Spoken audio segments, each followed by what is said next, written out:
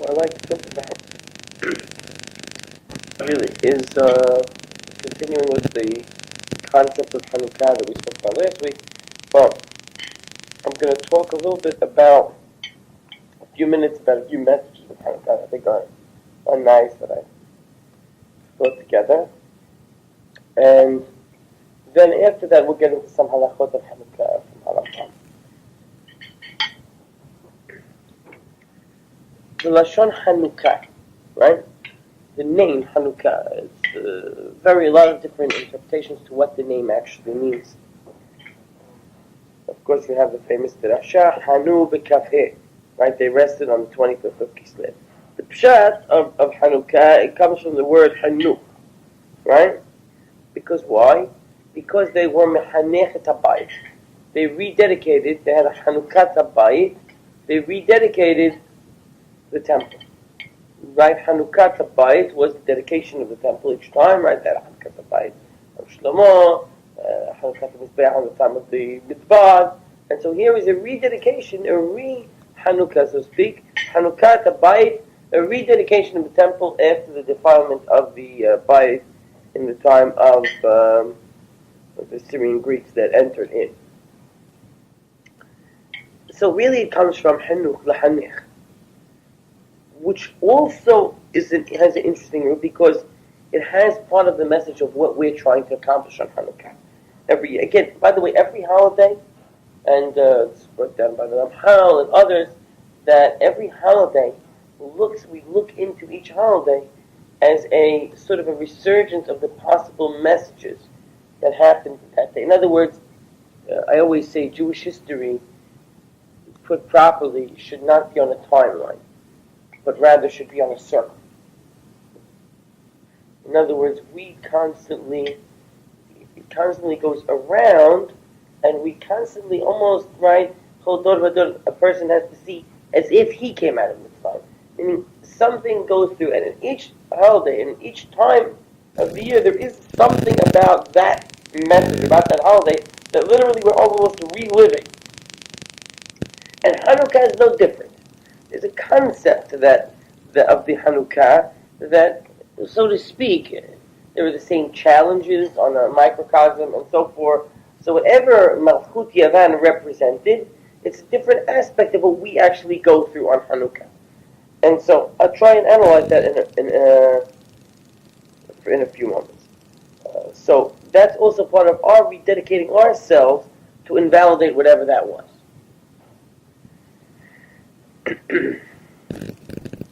And by the way, that happens, Purim, or same scenario, almost in all holidays our rabbis taught us about.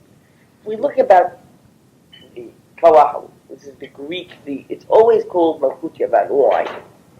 Our enemies were not operating out of Greece. As we spoke last time, they were operating out of Syria. Why do we constantly call it Malchut Yavan? Because it was, as we spoke last week, it was the Seleucid Empire that we were fighting. Although they were Syrian, they were actually Greek in culture. And so it wasn't so much who we were fighting, or the people we were fighting. It's so much the culture and the concepts that we were fighting, which was really from the basis of Malchut Yavan. Now, to trace Malchut, we know the concept of Yavan comes from which of Noah's children? Yavan comes from Yefet. Let's open up the... come on. Take a look at the Chumash. Yeah, so, if you look at Perek Yud, Pasuk Bet, Bnei Yefet, Gomer, Umagog, Umadai, Yavan. Yavan was one of the... V'tuval, Umeshech, V'tira. So Yavan represents Yefet, right? And what was the beracha of Yefet? Anyone remember? Yefet received the beracha. Ham was Mikulam. He was cursed. Right? But what was the beracha of Yefet? Good. Yaf Elohim liyefet. What else? Could you continue? That's the key. That's what I want. It's the next few. His name. V'yishkon ba'al Hashem. Yav Elohim liyefet v'yishkon ba'alei Shem. I'm looking for the actual pasuk. Huh?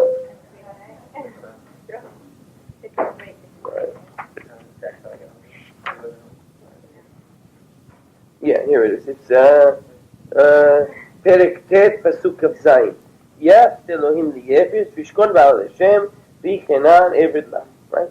Kenan is cursed. I wrote Kenan previously, right? Eved Avadim, but now, so Shem as Baruch Adonai Elohei Shem v'Kenan Eved Lam. Right? Shem gets the beracha that he is, right, blessing Ahodeh, right? Elohei Shem. I wrote Ahodeh. I said Ahodeh. No, Elohei Shem. And Yav Elohim liyefet v'yishkon be'ahodeh Shem. Right? So, clearly there's a connection between Yefet and Shem. And Yavan represents the connection through Yefet. Right? So, and it says Yav Elohim liyefet v'yishkon be'ahodeh Shem. I always say metaphorically, that pasuk, as I said last week, that pasuk really lived to haunt us. Because if you remember what I said last week, I said that the galut of Yavan is the only galut which exists on the soil of Yisrael. Right? All the other galuyot, what happens? We disperse. They take us into galut. They take us into one country or another. But in this case, what happens?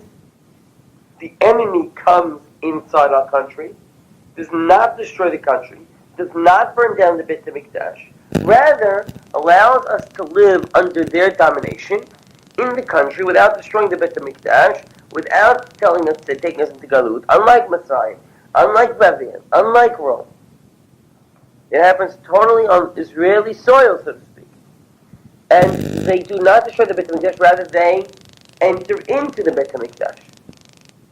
Yav Elohim liyefet v'yishkon ba'alei Shem. Right? He is nichnas l'toch the ohel of Shem. Right? Like I said, all the other galuyot, Rome, Bavel, Mitzrayim was outside. Or if you want to say Galut Paras, they didn't destroy the Beit HaMikdash, but clearly the concept of them keeping it built. They keep it from being built, right? It keeps us out. But still, there's nobody except Yavan that enters in. They don't try to destroy it, they're trying to profane it instead, so to speak. They try to enter in, and we know this historically, that they really did. By the way, you should know, historical sources, bear out everything that our sources say about what happened. In other words, Avodah Zarah did enter into the Beit HaMikdash. We know from historical sources that there were Jews themselves who tried to profane the Beit HaMikdash, and they tried to infuse Greek mythology and Greek Avodah Zarah with the God of Israel. Well, it's true the historical sources are, but the best that we can get is Maccabees 1 and 2, and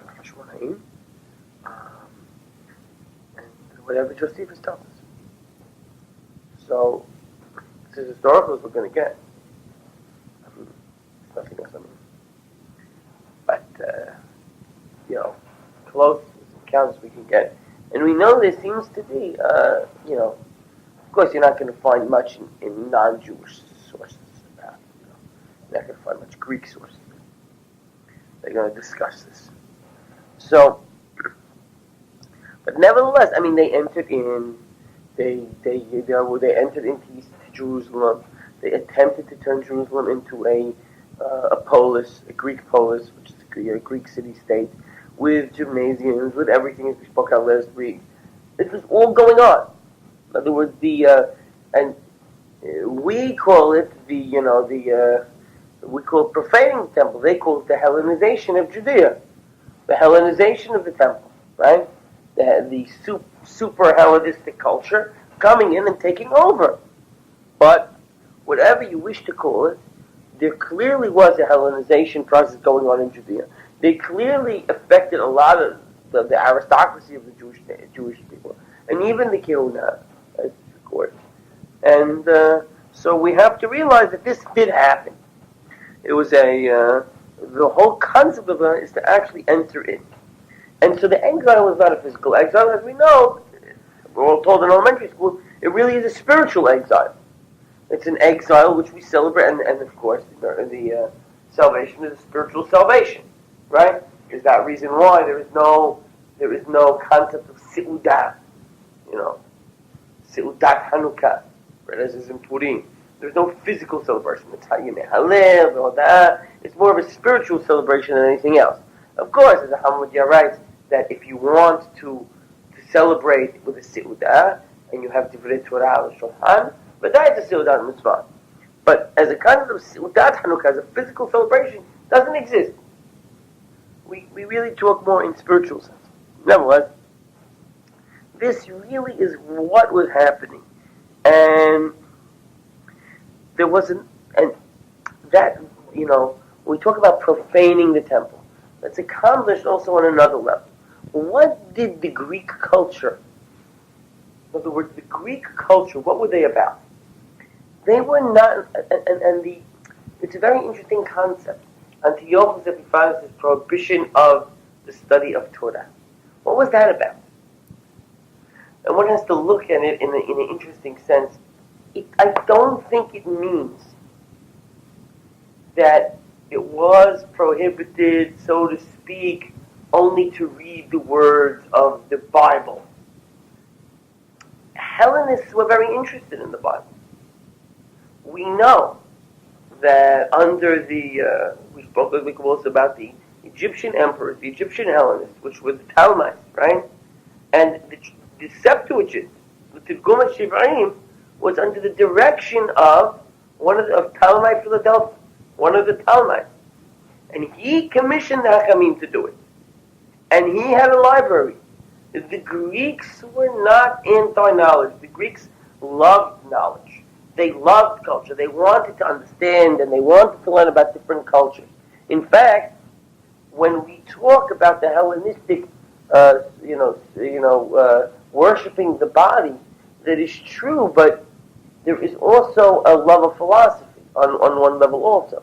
And especially in Greek culture, the higher level thinking, the higher level people, although in Hellenistic culture itself, it becomes not so prevalent, but in pure Greek culture, don't forget, Hellenism is a merge of Greek and Middle Eastern culture. But in pure Greek culture, there is this love of philosophy, this love of knowledge. And like I said, even the Hellenists themselves commissioned people to translate the Tanakh and to translate many books. Talmud Philadelphia is one of the most amazing libraries in existence. So what was it about, this prohibition of studying Torah? And it's interesting when we speak about our salvation and our deliverance, we talk about the deliverance of Zedim biyad oskei Toratecha. Zedim biyad oskei Toratecha. What does that mean, Zedim biyad oskei Toratecha? Well, let's talk about the oskei Toratecha for a minute. Oskei Toratecha doesn't necessarily mean the ones who actually read the Torah. It means the one who delve into the Torah. In other words, the concept of what we were about, and of course what Zedim means, right, is that the Greeks themselves, yes, Torah is knowledge, and it might be part of the greater pursuit of knowledge, but the greater pursuit of knowledge in knowledge's sake. It was another concept of knowledge. So Oskei Torah was not only the actual reading of the Torah, but it was the learning of the Torah, understanding their obligation, the Shem Shamayim. In other words, it was understanding that the Torah is not just merely knowledge, but it's the Jew's connection with his Creator. Torah itself is our connection, and it's not just simple knowledge. So, that being the case, we understand this, this conflict. The Greeks were Zedim. Well, Zedim, of course, in its Peshat means those who are against us, right? But there is another, a little dirash on it. Vayazid Yaakov Mezid. What was he doing? He was mixing. On a dirasha level, Zidim can mean those who mix. Meaning, what was the Greeks' level? What was their, why were they in antithesis to what we were? They were about a mixture. Torah also, as a knowledge, subordinate to knowledge, but much the same as if you go into many universities today. Torah is studied. You can go and take Bible courses. You can take all sorts of courses, and you might get nice hadushim out of them. But nevertheless, it is certainly not in its purest form la'avodat Hashem, to get close to Borei Olam, for the level of the Shem Shamayim. That was what the Torah of the Greeks represented. And what we were, Oskei Torah, was those who actually understood the Torah is no mere knowledge. The Torah is something special about it. And something special. When we study Torah, we get close to HaKadosh Baruch Hu. It does something to you. It's your connection. It means much more than just reading history or than just reading another ancient religion. Or this is a living and breathing document. This is the conflict of Zidim versus Oskei Torah. And this is the conflict that represents really what they were entering inside to do. What was their goal? They were afraid of the prophecy of Zidim Yad Oskei Torah. I don't know if they were afraid of, there was no prophecy of Zidim Yad Oskei Torah. What I think they attempted to submerge is under one large Hellenistic culture, which is knowledge in its highest supreme level, and under that, all subcultures. And they wanted to make this large culture that could, totally, really take over all other cultures. And Judaism could be one of them. They had nothing against that. It was when we refused that they forbade that. And of course they went. But this wasn't. We couldn't accept that, and that is why part of the rebellion, right? Right. This is the concept. Of course, the whole concept is that the Torah is the highest level of knowledge, and of course, it is not just a simple, concept of just knowledge, right? I always say they bring down that one of the reasons why the Beit HaMikdash was destroyed was because they didn't see Birkat Torah. So Birkat Torah. Birkat Torah, that's going to destroy the Beit HaMikdash. We read about all the averot they did. Birkat Torah, that's the only reason? Because they didn't say Birkat Torah? And the Mishnah Berurah explains another. No, they had many averot, but they studied Torah. The question is, why doesn't the Torah protect them? Why didn't the Torah protect them? Why? Because they didn't make Birkat Torah. That's why. In other words, that wasn't why they were destroyed, but because that's why the Torah didn't protect them. Okay, they didn't make Birkat Torah. What do you mean? They're studying Torah. Because what does Birkat Torah represent? Birkat Torah represents the very concept that we're talking about. The Torah itself is a mitzvah. The study of Torah is not just knowledge, right? It is not just some, high-level concept of philosophy or knowledge. That's not how we study Torah. When we study the Torah, we make a beracha, shekedishanu v'mitzvotav v'tzivanu, right? That we're doing this as a mitzvah and as a command from God, and this is the way we connect to HaKadosh Baruch Hu. It's not just figuring it out as just some other form of knowledge. And that is really what's happening here. This is a tremendous struggle.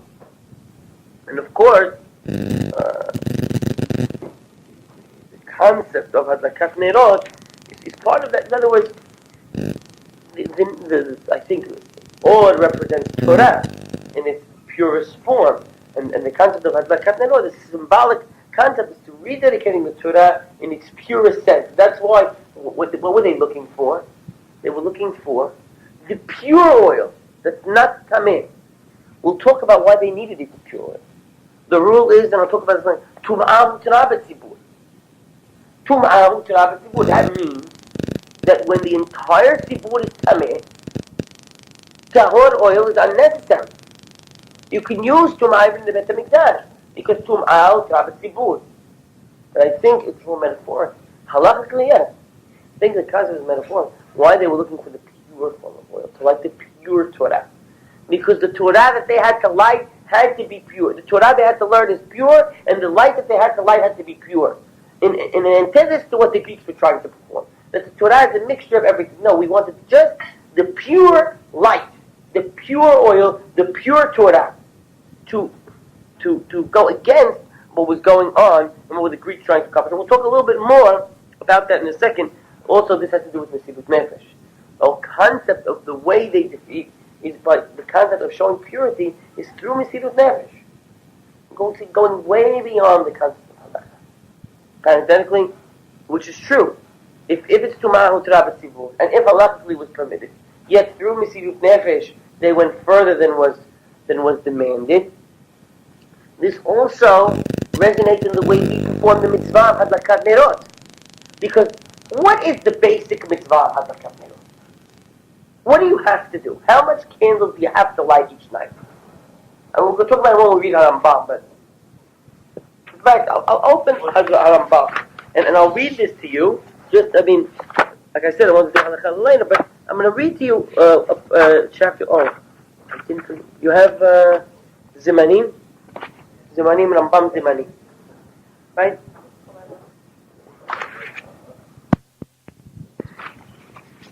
So, when we look at Hanukah and what it represents, and we look about the excess, I'm going to read Harambam, Perikal Halakha.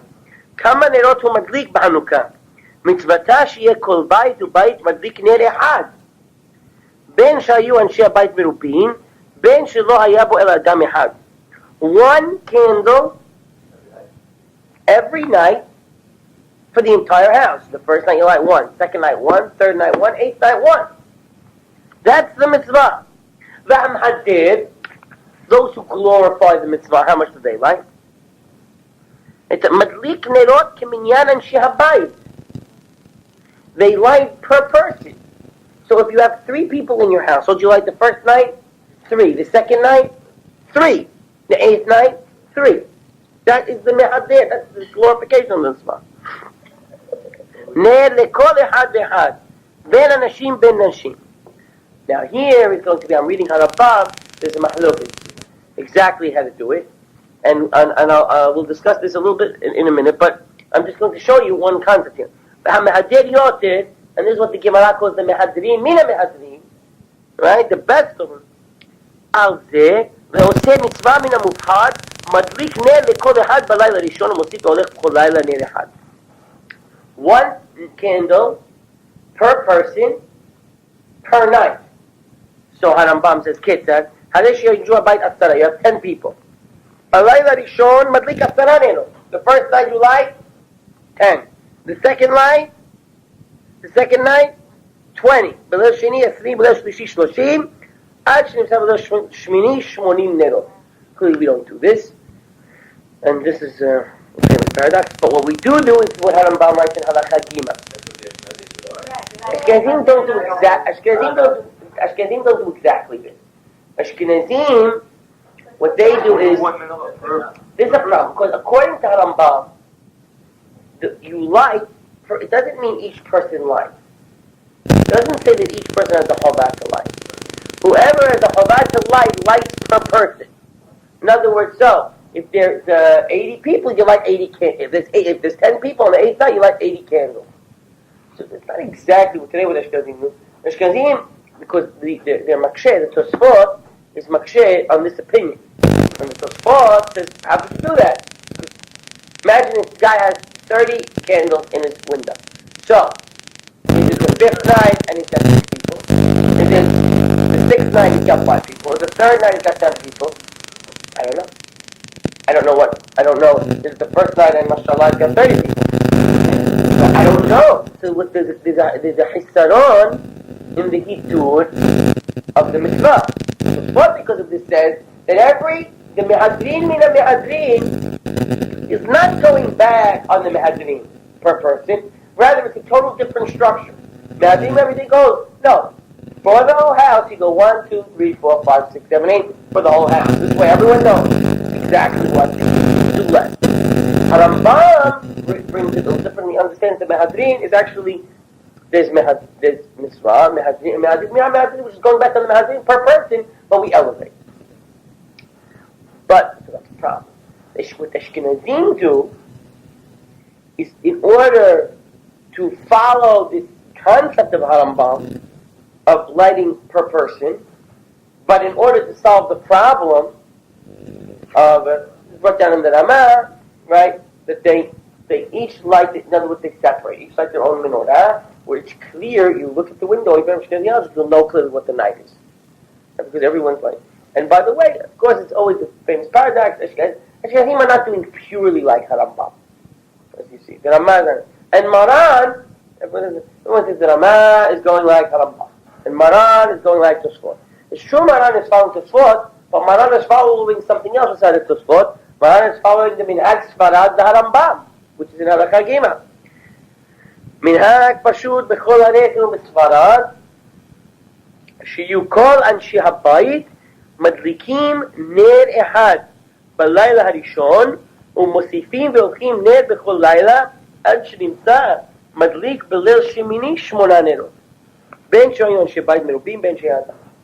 That's what he says. That one, that everybody in the house lights 1 candle the first night, second and 2 candles the second night. That would be the Harambam saw that is Minhag Sfarad.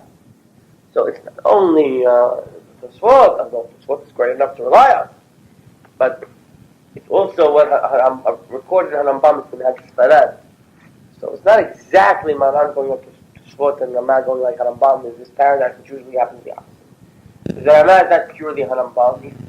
He's taking that Shita with a few, in order to answer Tosfot Shita. It was sensitive to the questions there were.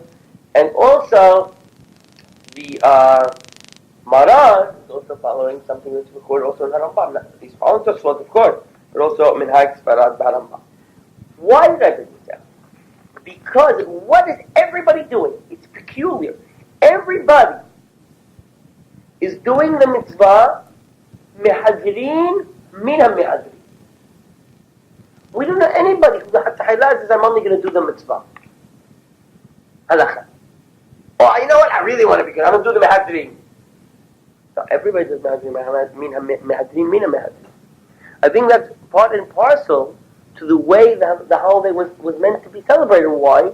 Because in reality, that's what the Hashmonaim were doing. They were mehader to look for the shemen that was really more than halakha. Right? They did not want to use. They did not want to use the regular shemen. Maybe no permissible now. By the way, I want to correct something I said. The Mesirut Nefesh is not for the Shemin. When I said the Mesirut Nefesh was the Mesirut Nefesh was a Mesirut Nefesh that was necessary, of course. They were demanding them to be Oved Avodah Zarah. They were demanding them to, the Mesirut Nefesh of the Milchama, they wouldn't give their lives up for something that's not mandated by halakha. The fight was a necessary fight. They had to do it. They were commanded to violate the basic mitzvot of the Torah, give up everything. Of course they had to fight. They did fight. And because of that Mesirut Nefesh that they did when they needed, Hashem was mizakeh. But the concept we're talking about now is why look for the extra Shem? Because in order to purify, that's what I was saying before, to look for the purest form of life, which symbolizes the purest form of Torah. Because if Yavan represents the mixture of Torah with other things, with other knowledge, if Yavan is representing Torah mixed, Torah not lishma, Torah with other knowledge, and Beiman, I do not mean to say that other knowledge is not good. But we have to understand that the pursuit of Torah is inherently not the same. Torah is not just something like the study of Torah is the way the Jew comes close to HaKadosh Baruch Hu. Right? It's not the way the Greeks understood it. And so therefore, when they looked at that, they were Moseh Hashem for the purified oil, the purification of the oil. That was not necessary of the halakha, but was important, and therefore they looked for it to show that And so therefore, what do? We also do the me'adeh. We also go more than what we have to do. In a fitting celebration, we don't just light one candle every night in our houses, and anyone who does that. We don't even just do the me'adrin. Me'adrin. We do me'adrin, mina me'adrin. The highest level of performing the mitzvah. Way beyond what is mandated al pi halakha. And that has a certain symbolism as to how the whole miracle of Hanukah really took place. And that really is what we were trying to attempt to do.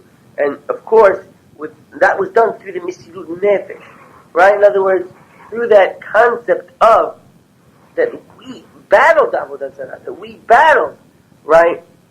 People were willing to die to fight Avodah Zarah. That's Mesilut Nefesh, right?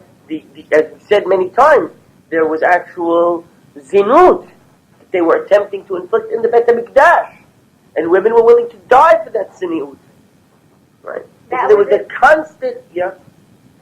That was a tum'ah with Rabbi that what makes the Sibur Tameh? What was it about? What happened that made everything Tameh? Well, the Sibur itself was Tameh probably from the war, but there's different concepts of tum'ah from the Sibur. For example, if all of the people were Tameh, if the entire Sibur is Tameh, they can enter the Harafai Tum'ah. But here, the oil itself was Tameh, right? Why was the oil Tameh? Because it was defiled. And so therefore, when we looked for the Kach Shem and Ta'on and we found it, which was only enough for 8 days, through the Sen Mesilut Nefesh, we decided we're not going to use the Tum'ah. And so and HaKadosh Baruch Hu accepted this sacrifice, and he says, okay, through the performing of that miracle, right?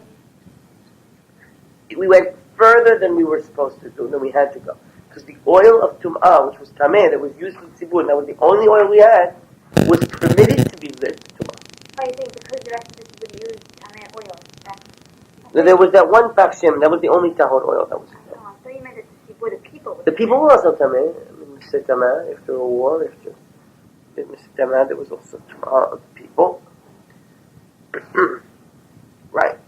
So, and that really, it's brought down, by the way, the concepts brought down in the Musad, Kabbalah, they say that the first Beit HaMikdash and the second Beit HaMikdash had a difference.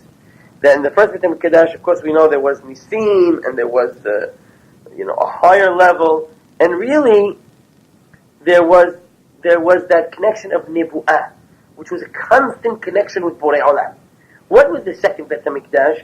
The second Beit HaMikdash was not as constant, right? Right? Up till the time of the right? There was no continuous. It was just, right, an interrupted, so to speak, connection. Right? And one could say metaphorically, that's how the Greeks entered into the Beit HaMikdash. There was this interrupted connection, which was not the same as which was in the first Beit HaMikdash, which was pure Nebu'ah. And the concept, of course, for 8 days of Hanukah, that we are mehanech the bayit, even though it was built, we rededicated, so to speak, to add that extra Kiddushah and that extra time that we can have this extra that represents a more pure connection with HaKadosh Baruch Hu, right? Represented by, of course, by the candles, which represents that extra connection, that extra further, that we go further to,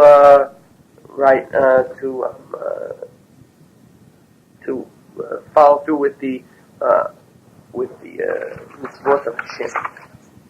And I think that's part of really why we go so far, why we do extra, and of course why and how HaKadosh Baruch Hu was matzliach. By Habalat Ahed, one who comes to purify himself, Misayin, God helps him. Because HaKadosh Baruch Hu was matzliach the miracle because of that reason. Because that we showed that extra Mesilut Nefesh for what we were really all about. That it was not what we were going to accept. We were not going to accept the Hellenistic version of the Torah. I think that's part really of what the miracle of Hanukah is really all about. Is that extra level that we go for. I think that's really part of it. I'm going to read now really how Harambam, the first few halachot are really Harambam's description of really the miracle as how it happened. And then he gets into halachot. Right? The first parak basically is that. Then he gets into some inyanim of the halakat nerot, and then of course the dinim of halel, and then he gets on that side tangent for Bechot halel, and only in the Perek Dalet, in the second Perek of Bechot Hanukah, does he go back into the whole concept of nerot Hanukah. בבית שני, הרמב"ם says, כשמלכי יוון גזרו גזירות על ישראל, מלכי יוון, right, וביטלו דתם, they attempt to stop their religion, ולא הניעו אותם לעסוק בתורה. Again, the concept of לעסוק בתורה, as we spoke about before. They didn't allow them to be עוסק בתורה ובמצוות. ופשטו ידם ברמונם, money, right, ובבנותיהם, in allusion to זנות. ונכנסו לאחיו, ופצעו בו פרצות, נכנסו, again, they went inside. I think this is all what Hanukah is. וטימאו הטהרות, they actually will טמא את הטהרות. וצר להם לישראל מאוד מפניהם, right? And the Jewish people had difficult times. ולחצום לחץ גדול, עד שליחם עליהם אלוהי אבותינו והושיעם מידם וצילם, וגבלו בני חשמונאי, הכהנים הגדולים. Interesting, we call Hashmonaim Kohanim Gedolim. I think we mentioned this first, I'm not sure. That the Kohanim, they weren't really Kohanim Gedolim in the sense of the Kohen Gadol. They were Kohanim Gedolim post the revolution. But pre-revolution, we know the Halkun, we know the Kohanim Gedolim. That was part of the problem. They were very corrupt. They were bought offices from Antiochus and his cohort. And that was actually part of the problem. The Hashmonaim, if Matityahu was the Kohen Gadol with the power, there would be much less of a problem if it stood up to Antiochus. The problem was that the Kohen Gadol at that time did not. Therefore, needed not only a revolution, but a civil war. But they eventually did become the Kohen Gadol. But I think when we talk about the Kohen Gadol prior to that, we're talking about Hashuv Kohen, a very important family of Kohen. Faragum v'oshia Yisrael miyadam, ve'emidu melech min ha-Kohanim, right? And they killed the Hellenizers. Ve'oshiu Yisrael miyadam, they saved the Jewish nation from them. Ve'emidu melech min ha-Kohanim, and then of course they put a king from the Kohanim, which is true. They took over the Meluchah from the legitimate Kohanim. Ve'hazra Malchut Yisrael, and for the first time, which is also true, the Malchut Yisrael went back into the hands of the Jews. Right? They had independence. יותר על 200 שנה עד חורבן השני. וכשגברו ישראל אויביהם ואיבדו, they destroyed them. בקו ה' בכסלו היה, 25th of Kislev, ונכנסו להיכל. They went into the היכל, ולא מצאו שמן טהור במקדש, there was no שמן טהור במקדש, אלא פח אחד, ולא היה לו להדליק על היום אחד, one day. בלבד, והדליקו ממנו נרות המערכה 8 ימים, ועד שקיצו דתיים מצאו שמן טהור. Until they got new Shem and Tahor, they brought this. They used this last thing. It's part of the miracle. ומפני זה התקינו החכמים שבאותו הדור, שיהיו 8 ימים האלו, שתחילתן כ"ה בכסלו, ימי שמחה והלל. Right? They are ימי שמחה, but there was ימי שמחה והלל. It's for spiritual dedication. ומדליקים בהם הנרות בערב, in the evening, al pitchei habatim, right? They used to do it on the door, right? One side mezuzah, one side Hanukah, the opposite side is the nerot Hanukah, and one did one is surrounded by mitzvot. B'chol layla v'layla mishmonat halilot l'alot u'lagalot hanes. B'yamin elu hein nikra. By the way, like I said, this is also the concept that it is also the. I mention midah keneged midah. They came in, we go out. They entered into the Bet HaMikdash. They entered, this was the galut that represents the entrance in. So we go out, and for the first time we show the Nerot Hanukah, B'Reshut HaRabim. The Nerot are permitted to be put in B'Reshut HaRabim, right? The Mishnah tells us. The the camel is walking, it has straw on its back. Normally, if there is a fire b'shut Rabbein and the straw catches fire and burns and does damage, the person who put the fire out is Hayat. Only would be exempt if it was in the Shut Yahid. And the flax, take not the straw, actually the flax, it gets on fire because it went into someone's store. However, on Hanukah, it is permitted to put it in public, and the person who put it there is patur from damage. In other words, one has the permission to go out to public property lefarsem et hanes. I think that's midah. Right? And so therefore, right? בימים אלה נקראים חנוכה בין האסורים והספר תענית כמהפורים והדלקת הנרות בהם מצווה מדברסום כקריאת המגילה. Of course, this holiday is compared to Purim because it's the only other holiday that is midirabanan. Right? And other holidays are all midoraita except Purim and Hanukah, but at least Purim is in the Tanakh. Hanukah is in the Tanakh. And the Hayubim, there is a connection, of course, being the only Midirabanan holiday, we have the connection between Hanukah and Purim. Because they're both Nisim, they're both celebrated similarly and similarities are some of the tefillot. The difference is, and by the way, Harambam is constantly comparing who is Hayav, B'nerot Hanukah, the ones who are Hayav, B'kriyat Megillah. Right, you have the Hayub, right, and the Shema, after Hayub go to Anes, right, constant making. He says, just like you make the berachot, even though it's D'Rabbanan, Harambam says, like you do it on Megillah. On both D'Rabbanan holidays, you make berachot. The berachot, right, are similar. What are the berachot on Megillah? Yeah, what else?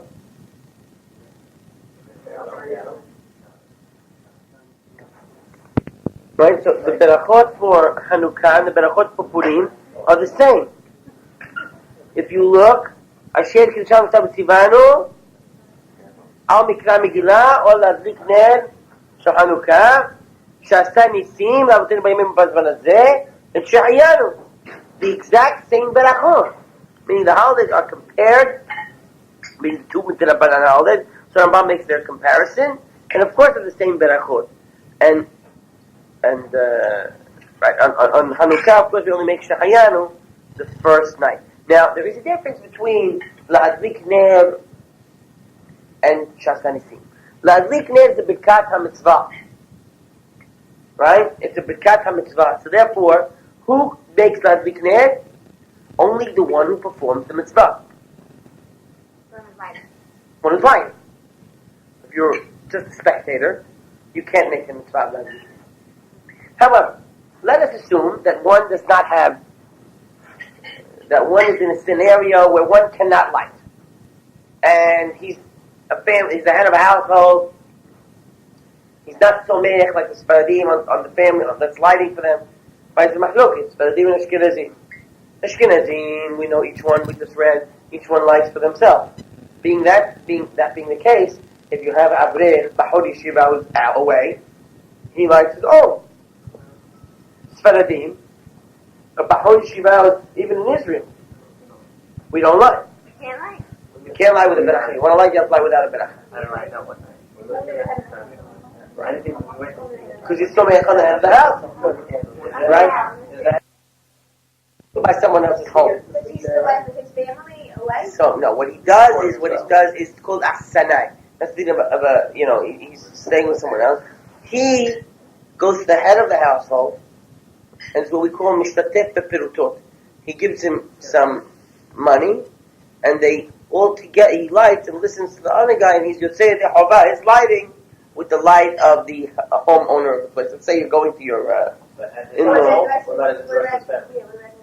Let's say I'm away on business. Oh, you're away only. I was talking about with the whole family's away. Only the husband. Only the head of the household's away.